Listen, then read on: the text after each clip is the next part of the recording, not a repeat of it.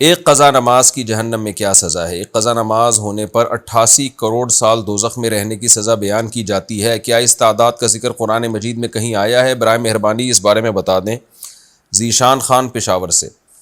ایسی کوئی متعین مدت نہ قرآن میں ہے نہ کسی مستند حدیث میں ہے کہ 88 کروڑ سال۔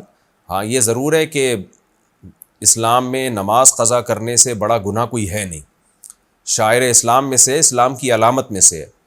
تو جہنم میں شرک کے بعد اگر سب سے بڑی سزا کسی کو دی جائے گی نا تو وہ بے نمازی کو دی جائے گی۔ حقوق العباد میں قاتل کو، حقوق العباد میں سب سے بڑی سزا قرآن نے جو بیان کی ہے وہ قاتل کے بیان کی ہے، کیونکہ جس نے انسانی زندگی، انسان سے اس کی زندگی کا حق چھینا ہے۔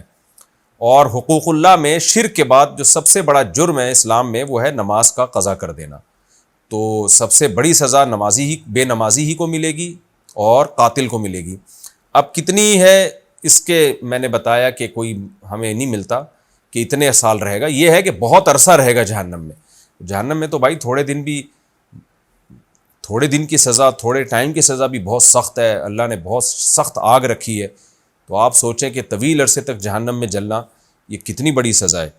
تو اس بحث میں پڑھے بغیر کہ کتنے سال جلے گا، اس بحث میں نہیں پڑھنا چاہیے۔ اصل جو پڑھنے کی چیز ہے وہ یہ ہے کہ ہم توبہ استغفار کریں، اور اگر کوئی شخص نماز قضا کرتا ہے تو توبہ کرے اس جرم سے، اور آئندہ کے لیے اللہ سے معاہدہ کرے وہ نماز کی پابندی کرے۔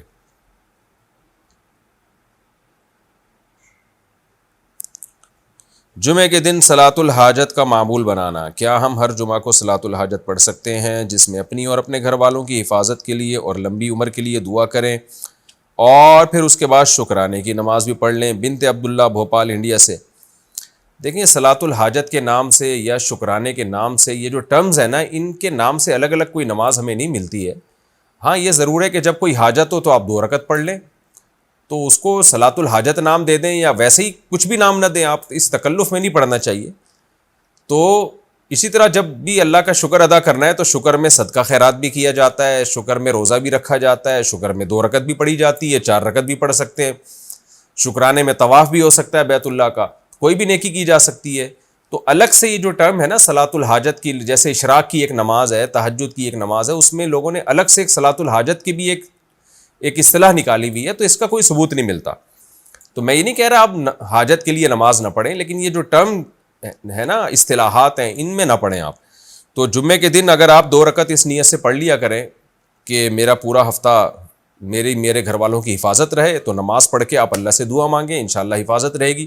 بس 2 نفل پڑھیں آپ، اور 2 نفل پڑھ کے دعا مانگیں، تو وہ صلاۃ الحاجت ہی اس کو کہہ سکتے ہیں آپ، یعنی آپ نے اس لیے نماز پڑھی ہے تاکہ اللہ آپ کی حاجتیں پوری کرے۔